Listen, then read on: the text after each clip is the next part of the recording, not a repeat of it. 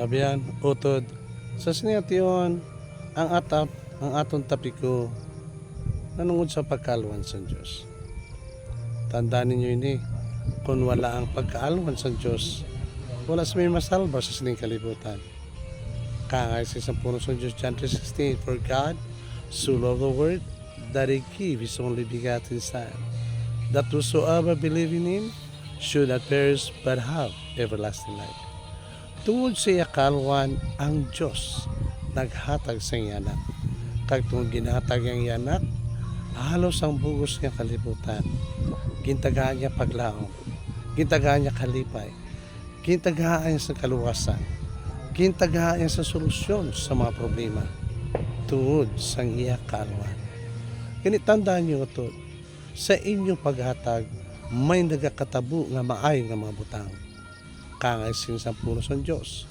Ang isa sa santuryo, napakita siya ang angels nga nagsisinison niya Cornelius, ang imong pangamuyo kapag hatag naglabot sa langit.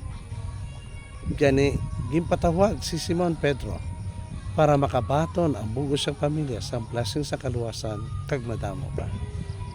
Sa tag sa maghatag ka, damo nagapasalamat. Sa tag sa nagabulig ka, madamo nagakalipay.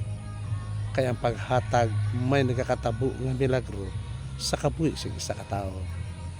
Kani silang ni Jesus, sang ginagutom ako, gimpakaon mo ko. Sang hubo ako, gipabistihan mo ako. Sang napriso ako, gikatuan mo ko. Sang ako na ospital, gimbisitahan mo ko. Siyang sa mga tao, Ginoo, san o ka nagutom, gipakaon.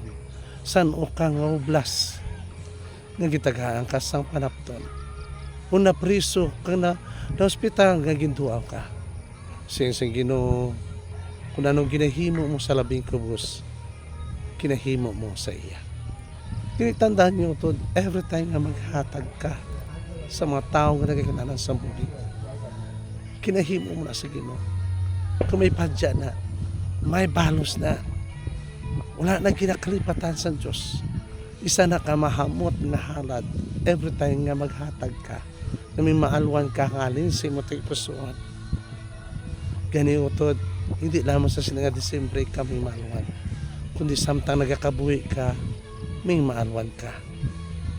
Kay nagapakilala nga gina-fulfill mo ang ikaduhang commandments, love your neighbor as yourself. Sa Bible, may sa kataong ikastigo ang gimbalbal. Nagagi si Padre Wayag buligan, ang Levita nagagi, pero ang Samaritano nagagi. Kaging buligan niya, kaging bayaran niya ang ospital, kaging fully feed ang tanan.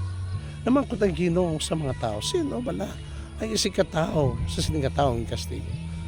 Sinang nilayad to ang tao nga nagbulig sa iya. Amo man ang utod. Ang imo pagkaalwan kapag bulig sa mga tao nga makalulungay, kinahimo mo na sa Ginoo. Kay ikaw ang isikitaw nila.